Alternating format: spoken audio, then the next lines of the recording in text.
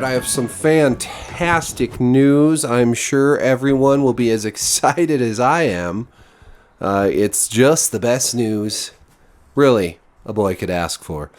That is, of course, that HBO has renewed True Detective for a 5th season. Woo!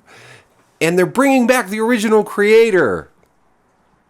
Just kidding. No, Issa Lopez will be returning as showrunner and writer and creator of this crime drama formerly known as True Detective. I mean, I think it's safe to say at this point that Night Country should have been Night Country, not True Detective Night Country, and that it would have been a better show. Because all those ham-fisted, shoehorned references to Season 1 and all that crap, they wouldn't have had to spend time on that, and they could have focused on the story they wanted to tell. And maybe, just maybe, they would have told a better story because of it. I suggested on Twitter that maybe they could have focused on the native women themselves who discovered who the killer of Annie was, and that they took matters into their own hands because the cops weren't working with them and the mine was against them and yada, yada, yada. Maybe that would have been not only a better story, but one that was more, involved in the stories of indigenous women, which apparently this show wanted to be about, even though it sort of just introduced most of them in the last scene, or the last episode anyways. Maybe that would have been a decent show or a movie, whatever. But True Detective, this was not. And so now Issa Lopez is coming back to do another not True Detective show. I mean, maybe she will have learned from this, but from what I can tell, from what I've seen, whether it was corporate meddling on HBO's behalf or whether it was Lopez herself or whatever, this was an incredibly poorly made show that really didn't feel like True Detective. And we can talk about seasons 2 and 3. I want to do that, actually. I want to go back and talk about all the other seasons of True Detective now that this one's behind us, because I didn't really make videos about those seasons when they came out. But having just rewatched season 1 and 2, I can safely say that there's really just nothing at all in this 4th season that feels like True Detective, except for that they do some Easter eggs, right? That don't have any real bearing on, they try harder to connect this season to season 1 than either 2 or 3 did, because this is an anthology series that's supposed to be telling unique stories. Even if there are like vague connections, they're not supposed to be in your face, right? And I think this, even if this was a True Detective season, I think they should have avoided that.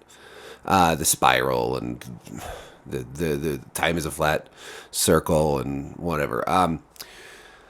So anyways, so Issa Lopez is not only getting True Detective Season 5, but a multi-year deal with HBO on various projects. Maybe those will be better than this one. Maybe she is more... I honestly haven't seen anything else that she's done. Maybe she was just out of her depth here. Maybe she will do better working in material that is more up her alley. But this is kind of one of those situations where it's just... all the pieces are crazy to me because, okay, I'm not surprised that it's the most viewed True Detective season, right? 12.7 million viewers.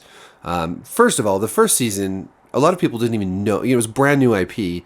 People didn't know about it. It spread by word of mouth. It has since gained a cult following, and many, many more people than 12.7 million have watched the first season. But at the time, while it was popular, it wasn't, there wasn't the same, people didn't watch TV the same way either, there wasn't nearly as much buzz online, yada, yada, yada. It took time to grow and become established as a cult classic. Season 2 was a letdown. I think there was no way that season 2 was ever going to be anything but a letdown, just given how great season 1 was. Season 3, I think a lot of the momentum had been lost, and it was a weird season. I mean, I liked it quite a bit, actually, but, it didn't have as big a name as Jodie Foster attached, and it was following the disappointment of season 2, so cards were kind of stacked against it, right? Season 4, on the other hand, it's got a new tagline, Night Country, an exotic setting, this Alaskan endless night. It's got Jodie Foster. And everyone was really excited about Jodie Foster, even though apparently the critics of this just hate women. I don't know how to square that circle or that flat circle, but anyways, of course, this was going to be a huge show. It dropped at a time when there wasn't a whole lot else out. And so it was guaranteed to get big numbers. What really boggles my mind, though, even though I have explained why I think the critic score is as high as it is, I'm still surprised that it is as high as it is, because the show ended up being quite bad. Not like, oh, I can see why a lot of critics would like this. Maybe it's a little artsy fartsy, audiences don't like it as much. It's a little too cerebral. It's a little too out there. It's a little too, or it's a little, even if it was just like too progressive or something. But the problems with the show are not that it's too progressive. The problems with the show is that it's just terribly written. And it's crazy to me that so many critics overlooked so many plot holes, so much bad dialogue, and such a really, really, really flimsy mystery. And I've already talked about why I think it, but it still boggles my mind.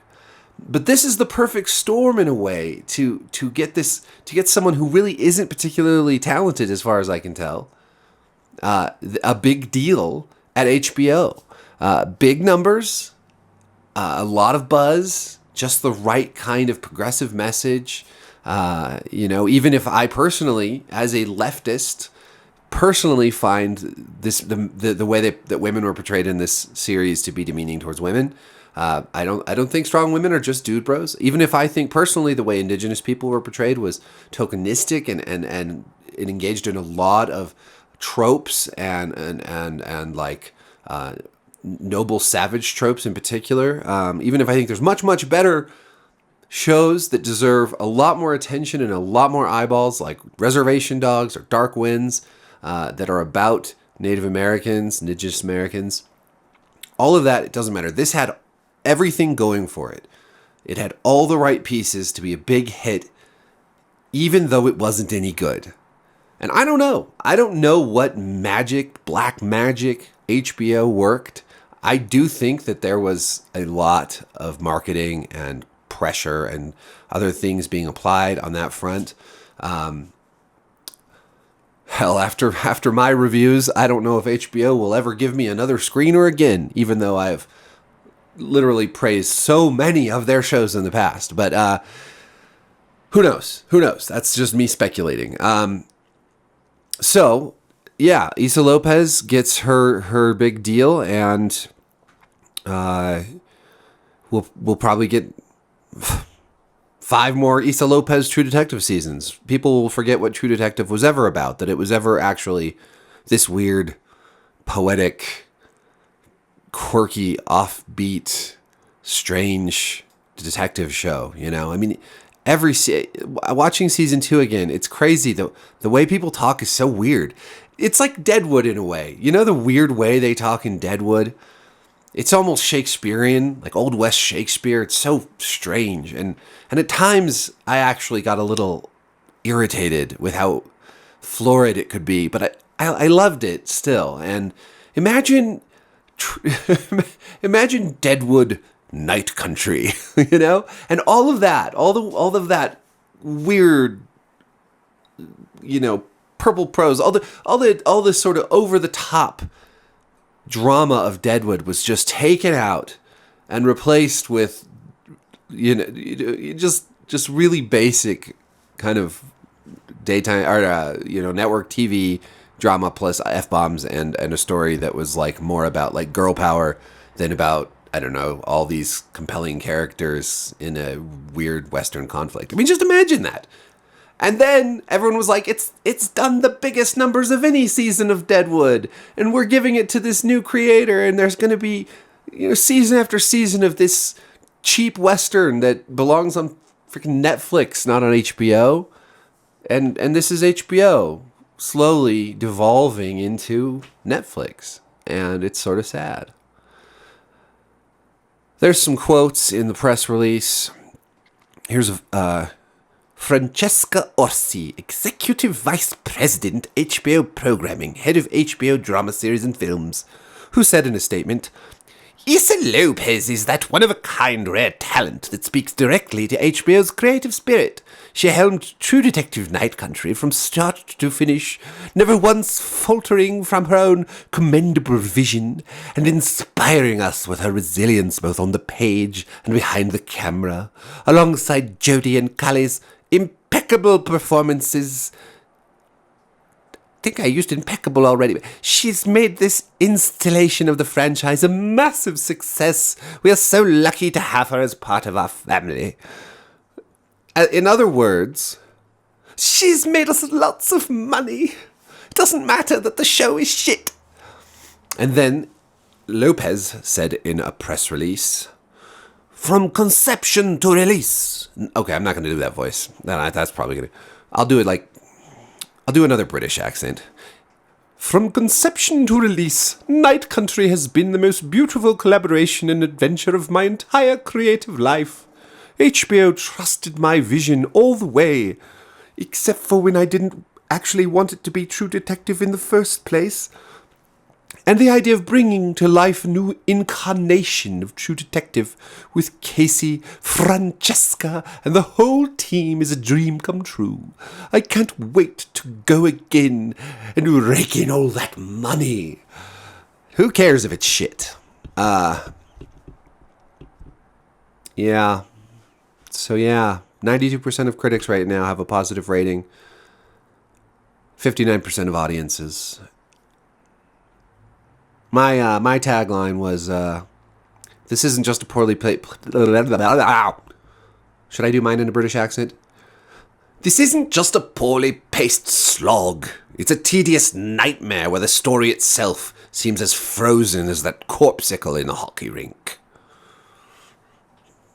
Pish pottle. This show is garbage. Anyways, ratings always win.